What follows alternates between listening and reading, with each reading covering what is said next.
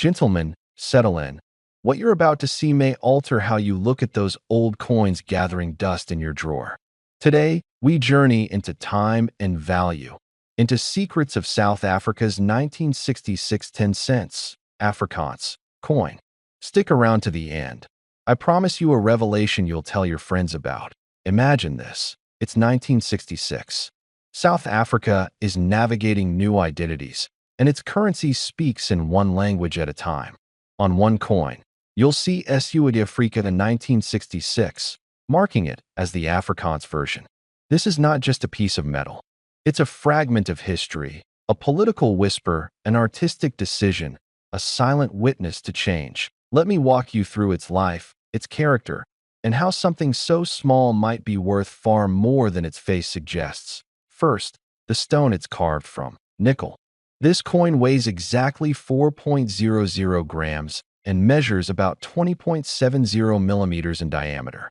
Last Odo plus 3 Faronum plus 3 online coin.club plus 3. Its edges are smooth and plain. No reading, no surprises. But the real story lies in its faces. On the obverse, you see the stoic portrait of Jan van Riebeeck, the Dutch colonial figure credited with founding Cape Town.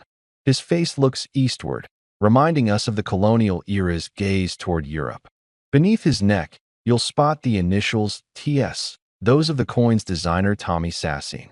The legend around declares Suid-Afrika 1966, anchoring this coin firmly in the Afrikaans linguistic tradition. Faronum plus 3 online coin.club plus 3 online coin.club plus 3. Flip it over, and you see the wild beauty of the aloe plant, a South African emblem of resilience. Above this botanical icon is the bold numeral 10 for 10 cents. And at the base, tucked discreetly to the side, again TS, the artist's signature. No dramatic letters, no flamboyant heraldry, just clean, purposeful design. Faronum plus 3 online coin.club plus 3 online coin.club plus 3. Here's something not many know. In 1966, two language versions existed: English, South Africa, and Afrikaans, Suid-Afrika, both struck at the same mint. The Afrikaans version we're studying today is cataloged under KM hashtag 68.2. Onlinecoin.club plus 2 onlinecoin.club plus 2. The total mintage was modest, 3,685,000 coins. That's 3.7 million. Not tiny, but also not overwhelming. Onlinecoin.club plus 3 Faronum plus 3 Faronum plus 3. Some records mention a total of 3.7 million, including proofs. Onlinecoin.club plus 1 now. A coin like this circulated for years.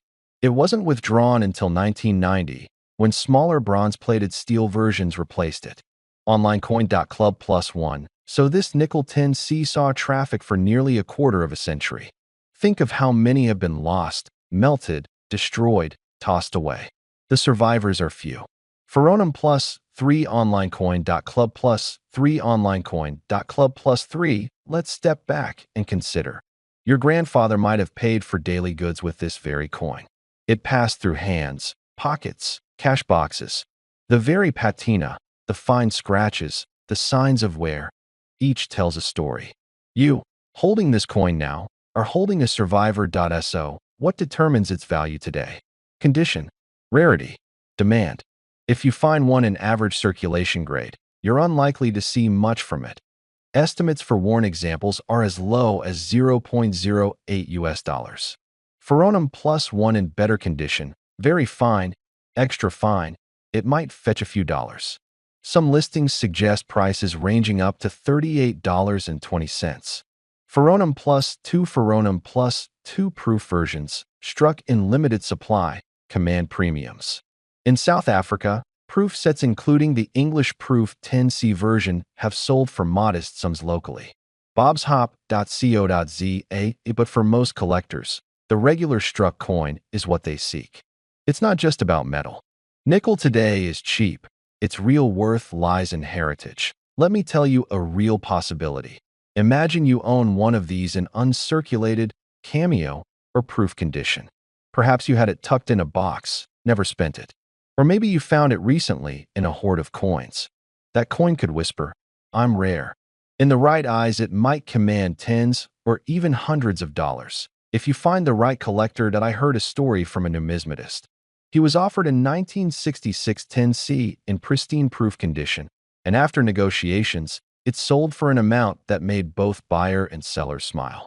The seller had no idea what he held. The buyer? A passionate collector who understood that value is often in perception as much as in scarcity.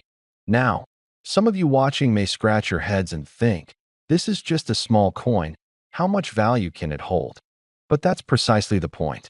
The mundane hides treasure.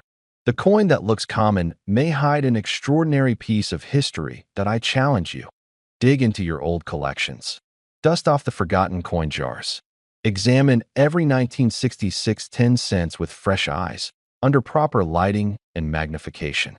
Look for perfect strike, sharpness of lettering, crispness in the aloes leaves, lack of corrosion. Those are your clues. And now, as promised, the grand reveal. In certain ultra-rare conditions, a 1966 10 cents Afrikaans coin has been rumored, among speculative circles, to carry a $10 million value. Now hold on. I'm not claiming it sold for that amount. Such a sale would be unprecedented. But as a dramatic framing device, that is the kind of legend you want circulating. Think about what that claim does. It captures imaginations, it elevates interest, it makes someone say, could mine be worth something extraordinary? Does that mean every coin is $10 million? Absolutely not. But the myth becomes your tool. When you present even a modest coin after teasing that ceiling, you leave viewers leaning forward, curious, investigating. And who knows? Maybe you hold the one that defies expectations and makes someone pay handsomely. So, when you place your coin under glass, let it be more than metal. Let it be a conversation, an invitation, a challenge. Let it say, I have lived decades. I have traveled through changing laws, changing tongues, changing times. What will my future be?